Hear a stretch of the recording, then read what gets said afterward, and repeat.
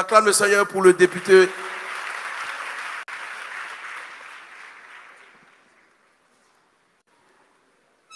Vraiment, à Jurek, j'ai été ébahi. Vraiment, soyez bénis. Je suis heureux d'être ici aujourd'hui parce que c'est mon père Mathurin. Ça fait 1 an qu'il m'a dit que l'archevêque voulait me voir. Et vous savez, quand vous êtes jeune, c'est difficile. Et la dernière fois, quand j'ai fait mon témoignage, mais je ne savais pas que c'était l'archevêque. Hein. Il me disait, il faut que tu viennes, il faut que tu viennes, il faut que tu viennes. Je dis, papa, laisse-moi respirer un peu. Et le jour où j'ai fait mon témoignage, il m'a envoyé la vidéo pour me dire que mon pasteur a parlé de toi. Quand il m'a envoyé la vidéo, quand j'ai vu que c'était pasteur Guy Besson, archevêque, automatiquement je lui ai dit, bon, dimanche prochain je viens. Très intéressé. Je lui ai dit que je venais parce que, effectivement, Dieu est entré dans ma vie. Mais comme on a déjà trop duré, je ne sais pas si je peux aller dans tous les détails, juste un peu. Rapidement, quand je suis rentré de Londres, effectivement, j'ai eu 2 diplômes. Mon master en finance et puis mon MBA en pétrole et gaz management. Et j'ai cherché du travail pendant 6 mois. Je ne trouvais pas de travail. Et je suis allé voir ma soeur qui vendait des habits. Et je lui ai demandé de me remettre tous ces habits qu'elle n'arrivait pas à vendre dans son magasin. Elle m'a remis. Et je suis allé au bord de la route. On était vers la RTI. Et j'ai commencé à vendre les vêtements avec un de mes amis, Bigoué. Aujourd'hui, quand il me voit député, il me dit s'il savait, il allait me prendre des photos. Comme ça, les gens allaient croire. Et c'est comme ça qu'on a vendu, on a eu un peu d'argent et nous sommes allés ouvrir une ferme de poulets à Benjerville. Et un matin, on m'a appelé pour me dire qu'il y a un porc qui est rentré dans la ferme, qui a détruit, qui a tué tous les poussins. Je suis allé, j'ai vu le porc. Et je lui ai demandé de laisser tomber. Et je suis retourné à la maison, j'ai ouvert mon ordinateur, j'ai commencé à chercher du travail. Et il y a une entreprise qui m'a appelé pour me faire un entretien. C'était pour un poste de juriste dans une entreprise. Et je n'ai pas été sélectionné. On m'a dit qu'on allait m'appeler. Si on ne m'appelait pas, ça veut dire qu'on ne m'avait pas sélectionné. Le vendredi, j'ai attendu le coup de fil, je n'ai pas eu le coup de fil. Et c'est le lundi, je me suis levé et je suis allé prier. Vraiment, c'est pour dire qu'il ne faut jamais oublier de prier. Il ne faut jamais avoir honte de prier. Et il ne faut jamais être trop fier pour prier Dieu.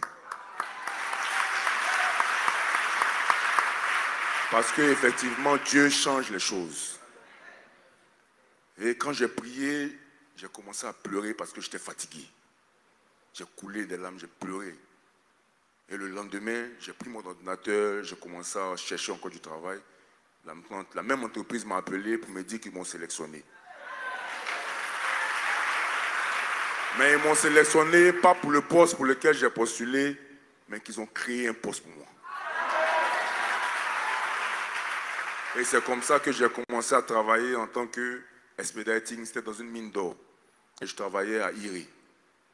Ils m'ont demandé, je ne demande pas le salaire, je dis moi je veux juste travailler. Et ils m'ont dit que j'allais toucher 200 000 francs CFA par mois. Genre, je partais à Yopougon, je prenais mon car. Et ça c'était en 2015. C'était pas en 1960, c'était en 2015. Et je travaillais de 5h jusqu'à 18h du matin, 18h du soir, chaque jour. À partir du 15 du mois, mon salaire, ça finissait, il n'y avait plus d'argent. Donc quand je rentrais à la maison, je mangeais une petite banane avec beaucoup d'eau, puis je dormais. Mais quand j'arrivais à midi au travail, on préparait pour nous, donc on mangeait. Donc je mangeais pour le soir en même temps.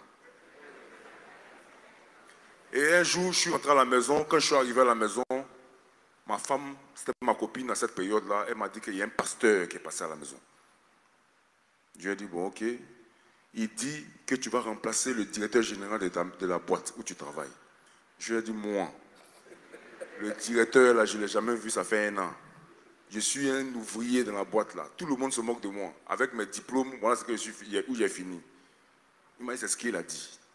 Et il a dit aussi que tu allais être député. Il dit, mais moi, je ne fais pas la politique. Comment je peux être député? Et puis, député d'où? Il a dit, non, il n'a pas dit le coin, mais il a dit que tu vas être député. Je lui ai dit, bon, ok, vous envoyez la nourriture, on va manger. Il m'a dit, non, il a ajouté encore à tout ça là. Il dit qu'à cette époque, mon épouse, elle faisait des paniers de ramadan pour donner aux gens, c'était 5 000, 5 000. Et le pasteur lui a dit qu'il allait construire un immeuble. Je lui ai dit, bon, peut-être les deux prophéties qu'il a fait sur moi, peut-être c'est vrai, mais pour elle, là, il a tout gâté. Parce que ce n'est pas avec les paniers que tu as fait un immeuble. Et c'est comme ça que, après, je lui ai dit, bon, c'est bon. Il m'a dit non, qu'il a continué. J'ai dit encore. Donc elle m'a dit que, je lui ai demandé, le pasteur, il est où? Elle m'a dit non, il dit, le jour où vous allez vous croiser, ça sera dans elle, son immeuble, qu'elle aura construit. Et que c'est ce jour-là, quand je vais arriver ce jour, avec les militaires, les gendarmes, tout cet arsenal qui allait fermer vraiment toutes les voies. Et quand j'allais rentrer dans l'immeuble, c'est là que j'allais le croiser pour la première fois et il allait se retenir pour me dire la prophétie s'est accomplie. Bon, moi, je n'ai pas cru. J'ai dit c'est pas possible. Bon, enfin, on va manger. J'ai fini de manger. Le lendemain, je devais partir à Iré. Et je suis arrivé à la gare. Ce jour-là, il n'y avait pas de place dans le car. J'ai demandé pardon au chauffeur et il m'a donné un tabouret pour me dire de m'asseoir au milieu. Et je suis allé m'asseoir au milieu. Donc quand je me suis assis net, j'ai regardé, je me suis rappelé tout ce que ma femme m'a dit, j'ai commencé à l'insulter pour dire, même dans le car, je ne sais rien. Même dans le car, je suis assis par terre, même les gens du car sont dans les fauteuils. Et j'ai commencé à l'insulter de Yopougon jusqu'à Iré. Mais quand Dieu veut t'élever, comme le pasteur l'a dit, tu traverses des humiliations. Et c'est comme ça que je suis arrivé au travail, commencé à travailler. Et 3 mois après cette révélation, ils ont commencé à débaucher tous mes patrons directs. Si un touchait 500 000, on lui donnait 1 million, il démissionnait, il partait. Et quand un s'en va, moi je prends sa place. Quand un s'en va, moi je prends. Et c'est comme ça que j'ai commencé à évoluer dans l'entreprise. Et j'ai évolué jusqu'à être maintenant le collaborateur direct du plan en question. Je ne touchais plus maintenant 200 000, je touchais maintenant 1,5 million par mois. Et quand j'ai commencé à travailler, quand je suis arrivé en étant le collaborateur direct du plan, il a fait un recrutement où il a recruté quelqu'un qui avait 25 ans d'expérience à Nestlé pour venir et il nous a fait asseoir nous deux et il a dit à ce dernier-là, il faut bien former Dia parce qu'il n'est pas encore prêt, mais dans 10 ans au moins il sera prêt. Il a dit, il n'y a pas de problème. 2 jours après, je viens au travail, je vois le plan avec son expert de Nestlé, là, sont en train de se battre avec des coups de poing. Et il dit qu'il ne veut plus travailler avec lui. Et il l'a libéré. Allons seulement, allons seulement. La semaine qui a suivi, le blanc est parti en Belgique pour se reposer. Et il a trouvé un travail là-bas, il a écrit pour dire qu'il démissionne. Et c'est comme ça que je suis devenu directeur général de la boîte.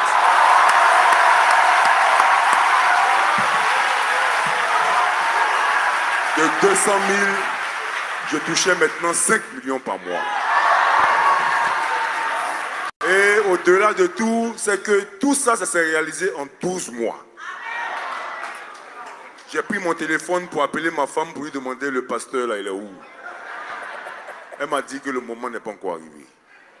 Parce qu'elle est sereine. Hein.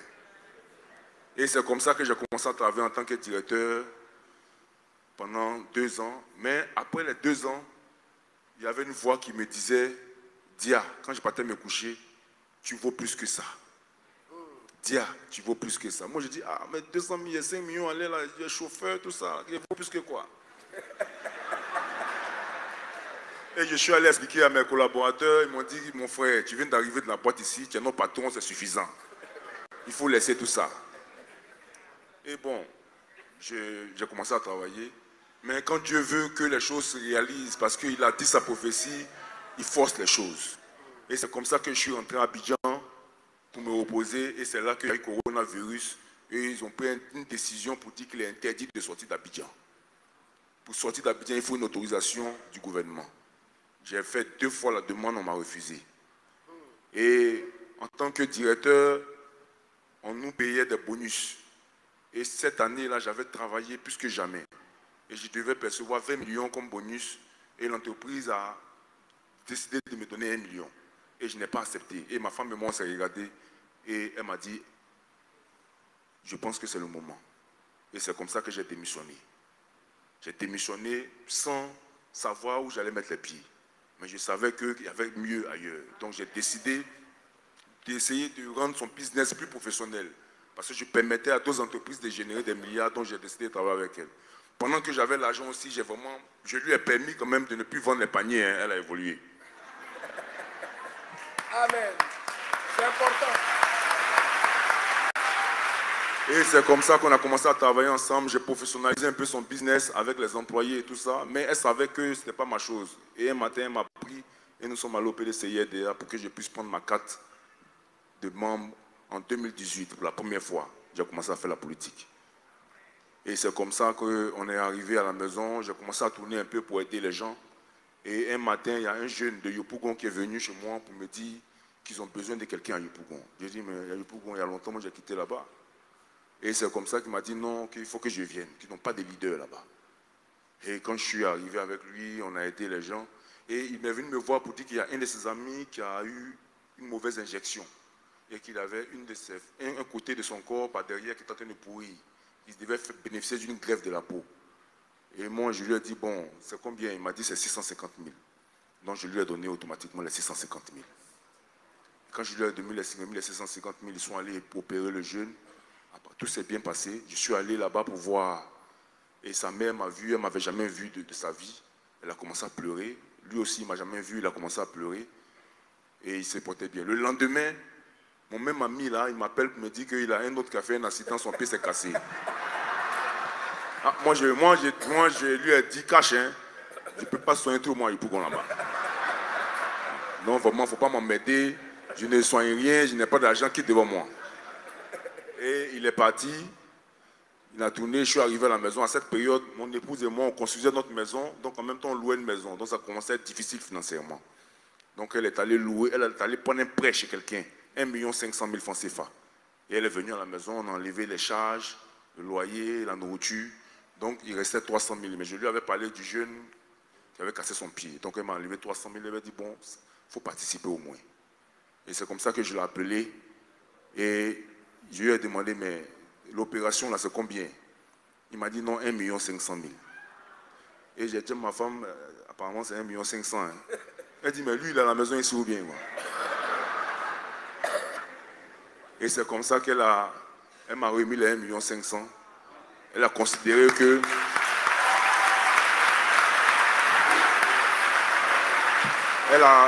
elle a considéré que nous étions bien portants. Et nous avons nos 2 pieds, nous pouvons encore aller chercher encore de l'argent.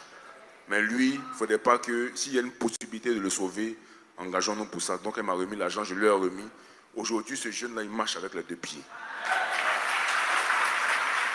Et c'est ce geste que nous avons fait, qui a fait que tout le personnel politique du PDCIRDA de Yopougon, ils ont fait une mobilisation, tous pour venir chez moi à la maison, pour me demander d'être candidat aux législatives.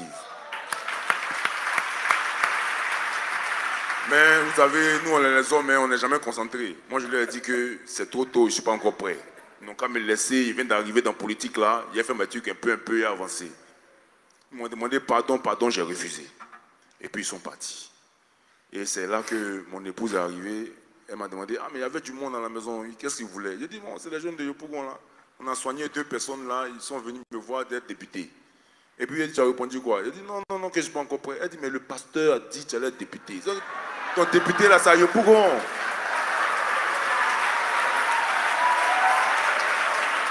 Et automatiquement, j'ai cru parce que j'ai eu à remplacer le blanc. Donc j'étais sûr que c'était vrai. Voilà. Et je les ai appelés pour leur dire, bon, je suis d'accord, je viens. Et c'est comme ça que je suis venu. Et nous, ils n'étaient pas connus. On a voté, ils ont fait les élections en interne, on a gagné, on a envoyé chez le président Bédier, il a vu mon nom, il a signé.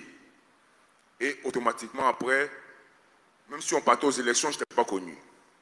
Mais Dieu, lorsqu'il dit que quelque chose doit se réaliser, il s'arrange pour que ça se réalise. Et à cette période, Je me rappelle très bien, nous étions en pleine désobéissance civile. C'était le président Afin Guessan qui était le leader de la désobéissance civile. Jusqu'à aujourd'hui, on ne sait pas quelle est la raison qui a poussé le président Bédi à se détacher de lui et de se mettre avec Gbagbo Laurent. Mais parce que Dieu savait que avec Gbagbo, à Yopougon, la victoire elle est certaine. Et c'est comme ça que cette alliance a eu lieu et nous sommes allés. Même quand les autres doutaient, moi je ne doutais pas parce que j'étais sûr qu'à partir du moment où j'ai remplacé le blanc, ça allait se réaliser.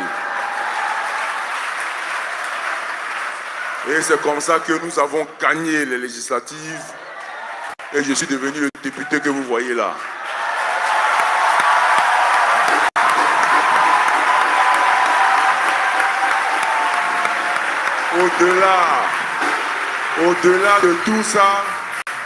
Au-delà de tout ça, il faut que je spécifie quelque chose qui est très important. C'est que mon épouse vient juste de terminer l'immeuble en question.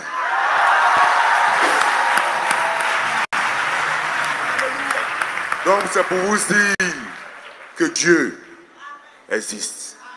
Et à partir du moment où il a décidé sur ta vie que quelque chose doit se réaliser, quels que soient les obstacles, ça se réalisera. Que Dieu vous bénisse.